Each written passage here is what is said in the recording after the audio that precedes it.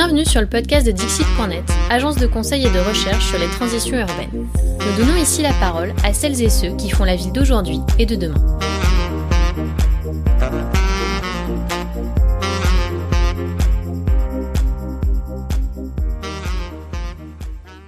Bonjour, je suis Frédéric Tribalo, chargée d'études chez Dixit.net.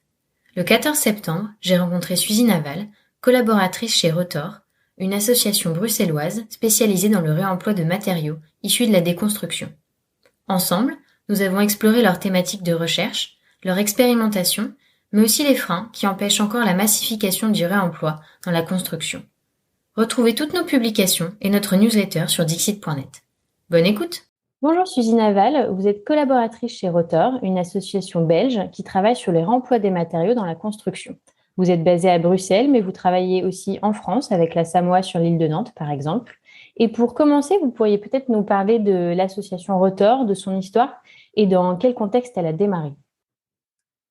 Oui, bonjour. Donc, Rotor a commencé plus ou moins en 2006. L'association a vraiment été constituée en 2008, mais c'est à partir de 2006 qu'un groupe d'architectes principalement, mais aussi qui venaient d'autres milieux, notamment un designer, qui ont commencé à s'intéresser au flux de déchets, pour commencer, qui traversaient la ville de Bruxelles. Donc, ils ont commencé par faire quelques études sur ce sujet. Peu à peu, ça a évolué vers des projets de design, donc de plus en plus liés à la matérialité et au flux de matériaux autres que les déchets. Et ces projets de design, ça nous a permis, par exemple, de représenter la Belgique à la Biennale de Venise en 2010, ce qui a constitué un peu un jalon, je pense, dans l'histoire de Rotor, parce que à partir de là, il y a plusieurs autres projets qui ont commencé à se développer. Donc toujours en design, mais aussi de plus en plus en recherche, toujours sur les flux de matériaux, l'interrogation des statu quo un peu dans le domaine de l'architecture et de l'urbanisme, et tout ce qui était lié à l'environnement bâti et aux impacts sociaux, environnementaux, économiques qui étaient liés à cet environnement. À partir de 2010, on a commencé à travailler de plus en plus, notamment avec la région bruxelloise et qui est en fait la ville de Bruxelles dans le langage courant, qui nous a permis de commencer notamment à enquêter un peu sur tout le système économique qui existait déjà autour du réemploi, et à commencer à mener des projets, des projets expérimentaux autour du réemploi des matériaux, d'abord à petite échelle. Alors, vous venez en effet de l'évoquer, avant de rentrer dans les détails des projets spécifiques de Rotor. Est-ce que vous pourriez nous parler un peu plus de cet écosystème bruxellois autour du réemploi? Est-ce qu'il y a donc une dynamique qui a été enclenchée? J'ai l'impression que oui, quand même. Ou est-ce que ça reste, est-ce que c'est encore un travail de longue haleine pour connecter les acteurs, avoir des rencontres autour du territoire? Ou est-ce que c'est vraiment parti, il se passe quelque chose, ça bouge? Alors, c'est un travail de longue haleine, toujours. Mais oui, je pense que ça bouge et que ça a beaucoup évolué ces 10 dernières années. Moi, personnellement, je n'étais pas chez Rotor encore en 2010. Je sais que ça a commencé. C'était une petite association avec beaucoup de... il y avait donc des architectes aussi. Il y avait une forte dimension académique, vu que beaucoup venaient de ce monde-là, avaient effectué un doctorat et avaient donc du coup cette tendance à toujours vouloir questionner, étudier en profondeur la complexité des systèmes. Et je pense que Rotor a participé au fait que la région bruxelloise a commencé assez tôt en fait à s'intéresser à l'économie circulaire dans le milieu du bâtiment, et à commencer à encourager les expérimentations dans ce sens. Et notamment, donc en fait, je me rappelle plus l'année exacte, mais à peu près à partir de 2010-2012, la région bruxelloise a octroyé des subventions à Rotor pour commencer à constituer un annuaire des revendeurs de matériaux qui existaient déjà. Alors en fait, c'était pas exactement l'écosystème bruxellois à proprement parler, vu que la plupart sont plutôt situés autour, donc dans les régions de Flandre ou de Wallonie. C'est simplement lié à une question d'espace parce que c'est stocker des matériaux, ça demande beaucoup d'espace. Donc en région bruxelloise, c'est plus difficile et plus cher. Mais la région bruxelloise a déjà en fait reconnu que ça faisait partie de son écosystème par extension parce que pour amener l'économie circulaire de ces matériaux dans la ville, il fallait aller au-delà en fait et s'intéresser à ce qui existait au-delà de la ville. Euh, Après, aujourd'hui, il se passe pas mal de choses en effet à Bruxelles depuis 2000, 2000 je sais pas, j'ose pas dire la date. On va dire entre 2016 et 2019, il y a eu le PREC, donc c'est le plan régional pour une économie circulaire bruxellois, qui a fortement mis l'accent notamment sur, enfin voilà, qui a fait du bâtiment un de ses secteurs prioritaires et qui a lancé le programme Bicirculaire qui finance en fait chaque année beaucoup de projets innovants qui incluent des pratiques telles que le réemploi et qui permettent en fait d'expérimenter et d'acculturer peu à peu les acteurs du secteur du bâtiment à ces nouvelles pratiques et donc aussi de capitaliser sur tout ce qui est acquis et donc en espérant voilà peu à peu la prochaine étape c'est d'en sortir des obligations réglementaires et là-dessus voilà, la ville de Bruxelles la région de Bruxelles travaille là-dessus actuellement. Oui, on a déjà fait un podcast il y a quelques temps, il y a 6 mois avec Aristide Athanasiadis aussi qui travaillait sur la chaire économie circulaire et métabolisme urbain à l'Université libre de Bruxelles. Donc, avec vous en plus, on commence à se bouger un peu quand même. On retrouve beaucoup de publications, des publications de recherche, notamment sur votre site aussi. Pourquoi vous avez choisi d'y consacrer tant de temps et quels sont les axes majeurs de réemploi que vous cherchez finalement à développer en ayant ce travail actif de recherche?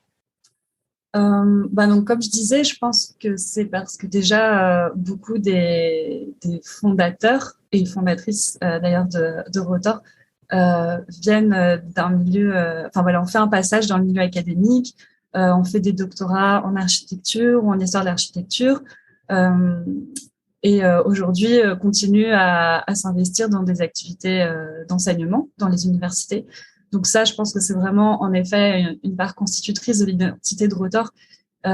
Mais en même temps, il y a toujours la volonté de ne pas se cantonner à une recherche purement académique et à toujours, en même temps, toujours associer ça à l'expérimentation pratique. Et d'ailleurs, encore une fois, on a dans les fondateurs et fondatrices de Rotor, on a des doctorants en architecture, mais on a aussi un designer autodidacte, des ingénieurs ou autres qui sont arrivés dans le réemploi des matériaux peu à peu et qui donc du coup ont développé une expertise de terrain.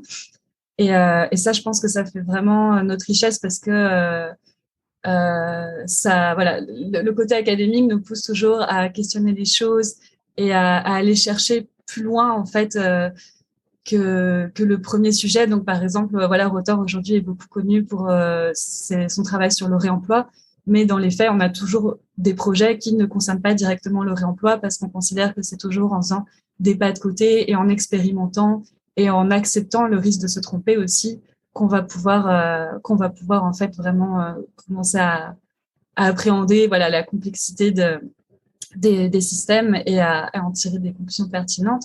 Et à côté, il y a toujours un travail d'expérimentation sur le terrain qui est aussi essentiel parce que si avec la théorie, on rentrerait vite droit dans le mur. Et en 2016, d'ailleurs, on a créé Rotor DC, Rotor des constructions, qui est un peu qui est une coopérative spin-off de l'association originelle et qui en fait est une entreprise qui récupère, remet en état et revend des matériaux de construction sur Bruxelles et même bien au-delà. Et voilà. Et donc, je pense que ça, la dualité entre l'association Rotor et Rotor des constructions, c'est une bonne illustration de notre identité où, en effet, on a un côté très recherche, très dans le questionnement, dans des questions très théoriques et très abstraites, et d'un autre côté, un travail très, très pratique sur le terrain. Oui, c'est une forme aussi de donner une légitimité. Voilà, ça vient pas de nulle part. On cherche la complexité du système. On n'est pas juste là, oh, il faut réemployer, c'est bon pour l'environnement. Non, voilà, ça va beaucoup plus loin. Il y a une recherche de comment on fait pour que les acteurs se parlent, qu'est-ce que ça veut dire concrètement aussi de réemployer, expérimenter pour se tromper, en effet, et puis après, peut-être pour aller rechercher dans la théorie qu'est-ce qui n'a pas fonctionné. Donc, ouais, c'est très important. Et notamment sur ce travail entre recherche et expérimentation où on s'appuie sur les deux.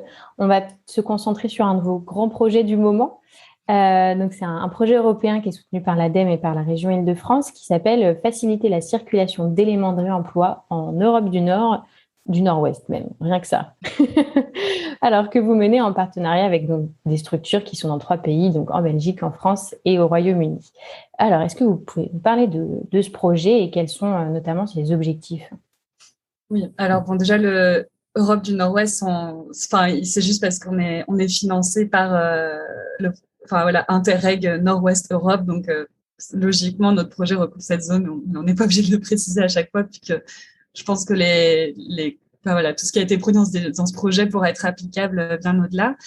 Donc ce projet, c'était un peu un changement d'échelle aussi pour Rotor, parce que c'est la première fois qu'on se lance dans quelque chose d'aussi gros et avec autant de partenaires, internationaux.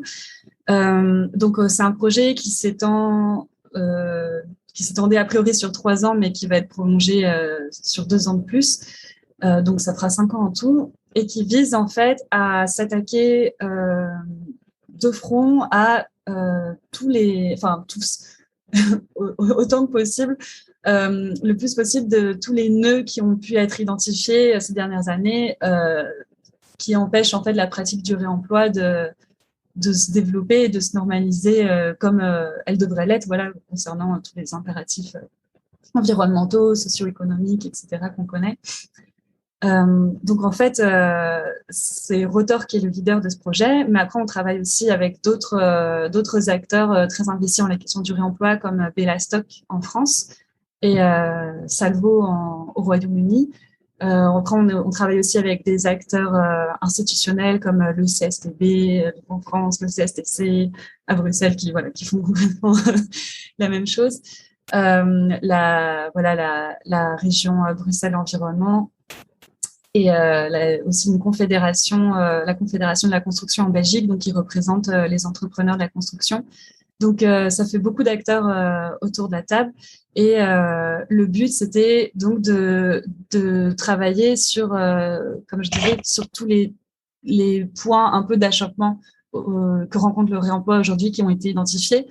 Donc, qu'on peut résumer en 3 grands axes. Donc d'abord, il y a la connaissance du système, de l'écosystème économique du réemploi aujourd'hui, qui en fait souffre vraiment d'un manque de visibilité, d'une méconnaissance, alors qu'il existe déjà. La deuxième, c'est le développement de l'offre en matériaux de réemploi.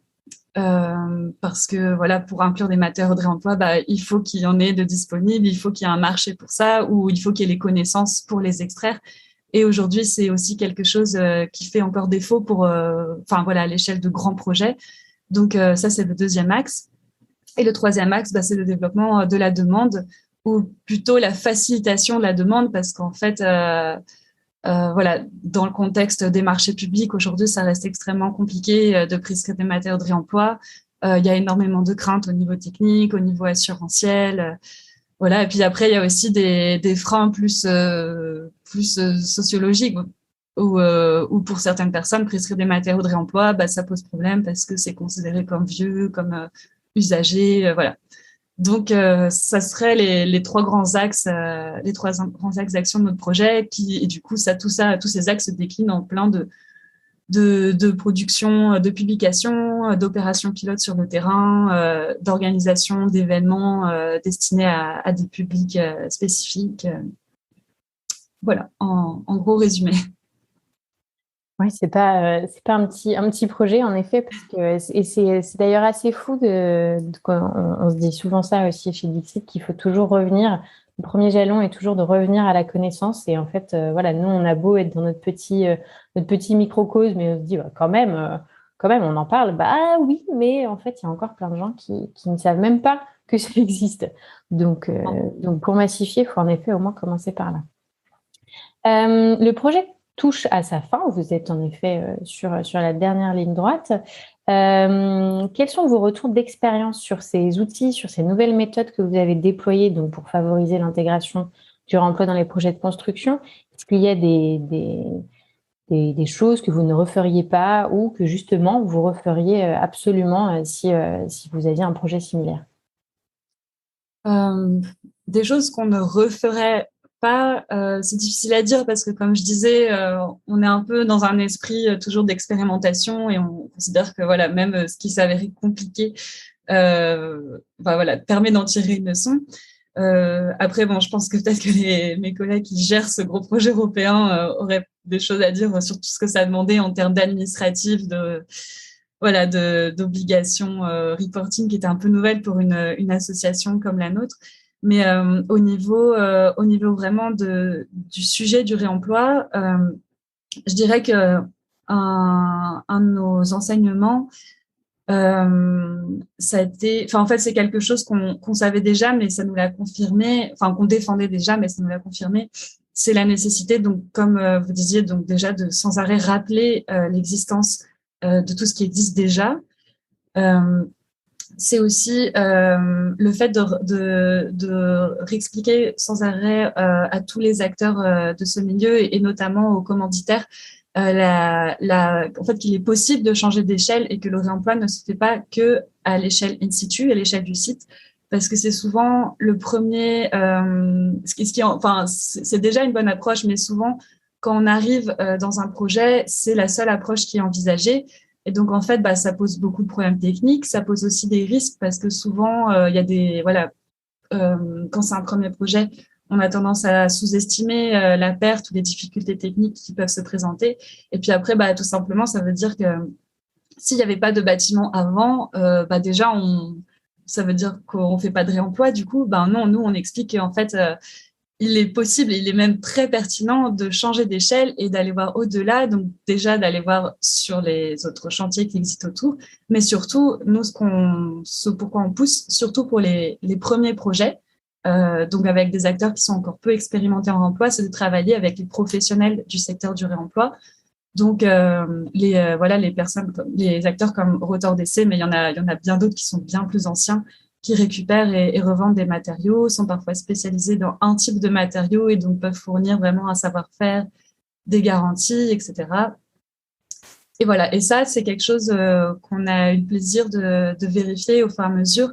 Et on a vu que systématiquement, après avoir un peu eu un premier échange avec les acteurs de terrain qui a accepté de s'engager dans une expérimentation, ça leur a vraiment changé leur approche du réemploi. Dans ce qu'on ne referait pas, donc bon, je pense qu'il n'y a rien qu'on ne referait pas, mais on a testé plusieurs formats, plusieurs façons d'introduire du réemploi dans les marchés publics. Il y en a qui se sont révélés plus complexes que d'autres, mais je pense qu'il fallait les vérifier juste voilà pour expliquer que c'était pas forcément celles à prioriser, du moins sans l'aide vraiment d'un assistant expert en réemploi. Et on a aussi, ça a aussi permis je pense, sur la question des marchés publics, de voir que il y a souvent c'est l'architecte en fait qui va beaucoup prendre en charge la question du réemploi et qui du coup va s'occuper de tout l'aspect technique, donc par exemple adapter les spécifications, chercher les matériaux, voilà.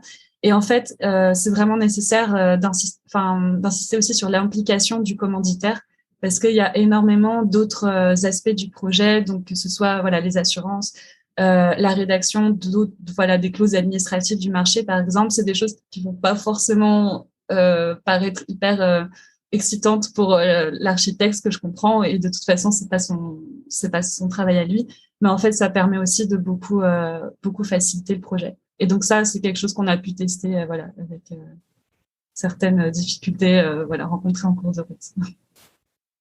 Ouais, c'est important, en effet, ce que vous dites, c'est cette possibilité de changer d'échelle qui se fait aussi peut-être par la prise d'habitude. Voilà, on teste un premier chantier en réemploi et après, peut-être on comprend plus facilement qu'on peut le faire aussi sur du neuf, ce qui n'est pas, d'utiliser du réemploi dans le neuf, ce qui est peut-être en effet a priori pas si évident.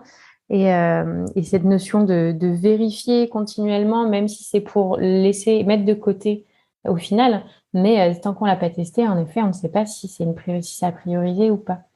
Et alors, normalement, ces méthodologies, ces outils sont aussi pensés pour se développer dans d'autres territoires. C'était l'idée aussi de votre projet. Mais est-ce que vous auriez des conseils pour savoir par où commencer si un territoire, là, voulait se lancer demain dans le réemploi? Oui, encore une fois, je pense que je lui conseillerais de commencer par regarder ce qu'il y a sur son territoire. Donc, chez Rotor, enfin voilà, j'en ai parlé déjà au début, mais depuis 2010, on développe l'annuaire Opalis, qui est donc à la base, c'était juste sur Bruxelles, puis ça s'est étendu à toute la Belgique, puis aujourd'hui, grâce à ce projet européen FCRBE, il couvre aussi la France et les Pays-Bas. Et en fait, c'est un annuaire qui répertorie enfin pas tous malheureusement, on rêverait qu'il soit exhaustif, mais ça reste compliqué pour des territoires grands comme la France. Mais donc, il recense énormément d'acteurs du réemploi, donc ces fameux revendeurs qui récupèrent et revendent des matériaux et qui précisent voilà, les matériaux dans lesquels ils sont spécialisés, les services qu'ils peuvent fournir. On trouve aussi des exemples de réalisation. Et je pense que ça reste une très bonne inspiration pour une collectivité ou un territoire, peu importe son échelle, de commencer par regarder en fait la carte telle qu'elle est sur Opalis, voir qu'en fait, dès qu'on s'intéresse à un territoire, on remplit cette carte avec des acteurs qui existent déjà et que du coup, en fait, il existe déjà un maillage économique et qui peut rendre de nombreux services du coup et qui a besoin d'être soutenu et encouragé. Surtout qu'aujourd'hui, il y a un peu une nouvelle génération dans ces revendeurs de réemploi parce que on a une génération ancienne où voilà de père en fils ou en fille, le site, l'activité existe déjà depuis un siècle, voire plus. Et donc, ils sont spécialisés plutôt dans des matériaux anciens, dans les pavés. Voilà. Et à côté, aujourd'hui, on a des acteurs plus jeunes comme Rotor DC, mais il y en a beaucoup d'autres qui émergent comme, je sais pas, Mineka à Lyon, Station Service à Nantes aussi, qui en fait s'intéressent plus aux matériaux contemporains. Donc, par exemple, les matériaux de bureau, les matériaux de maison plus récentes. Et voilà. Et en fait, cette nouvelle génération d'acteurs a aussi besoin d'être encouragée, d'autant plus qu'elle est plus prête en fait à s'engager dans des grands projets publics. Elle est plus demandeuse de ça. Et je pense que ça, un territoire a aussi intérêt à s'associer avec elle pour commencer, parce qu'en fait, ce sera les meilleurs conseillers et les meilleurs connaisseurs aussi peut-être du territoire. Oui, donc il y a vraiment cette notion d'avoir une démarche systémique sur son territoire et d'avoir un vrai diagnostic. Avant de se lancer dans une démarche, on pose d'abord où on en est et ce qui se passe pour être sûr et puis pour pas se planter parce que c'est la première chose à faire, quoi. Et pour finir, est-ce que vous auriez un conseil de lecture ou d'exposition à donner à nos auditeurs et à nos auditrices qui veulent aller plus loin sur ce sujet? En termes de lecture, nous, vu que notre projet touche à la fin de sa première partie, on a pas mal de publications très fouillées sur le sujet du remploi qui vont sortir en octobre et novembre. Donc je peux conseiller aux auditeurs de suivre ce projet ou un des partenaires de ce projet sur les réseaux sociaux, sur leur site, parce que je pense que ça sera, il y a beaucoup d'aspects du réemploi qui vont être abordés. Donc, si vous posez des questions, il y a probablement au moins une publication qui y répondra au moins en partie, j'espère. Après, pour se plonger dans la question du réemploi, je vais conseiller quelque chose qui a été publié chez Rotor, mais C'est le livre Déconstruction Réemploi qui a été écrit par mes collègues Michael Guillotte et Lionel De Vigueur et Lionel Billet, qui en fait font un peu le tour de la question du réemploi tel qu'ils l'ont étudié. Et donc ce livre date de 2018, donc il reste relativement récent. Et voilà, ça fait déjà pas mal de lectures, mais ça ne manque pas. Donc, De toute façon, on mettra en effet au moins ces liens-là dans la barre d'infos du podcast et les dernières publications que vous allez sortir. Mais en effet, il suffit d'aller déjà sur votre site et il y a déjà une masse conséquente de lecture pour ceux qui s'intéressent au sujet du réemploi. Merci beaucoup, Suzy. On continuera nous de suivre avec intérêt vos projets parce que c'est loin de s'arrêter. Et puis j'espère aussi que vous en aurez un autre aussi gros que ce projet européen qui était peut-être un peu nouveau, mais qui, je pense, était extrêmement intéressant. Oui, ça arrive. Merci. Merci et à bientôt. À bientôt.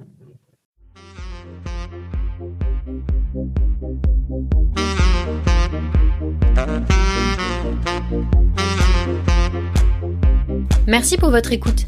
N'hésitez pas à vous abonner à notre newsletter sur dixit.net/newsletter et à bientôt pour une nouvelle rencontre avec celles et ceux qui font la ville d'aujourd'hui et de demain.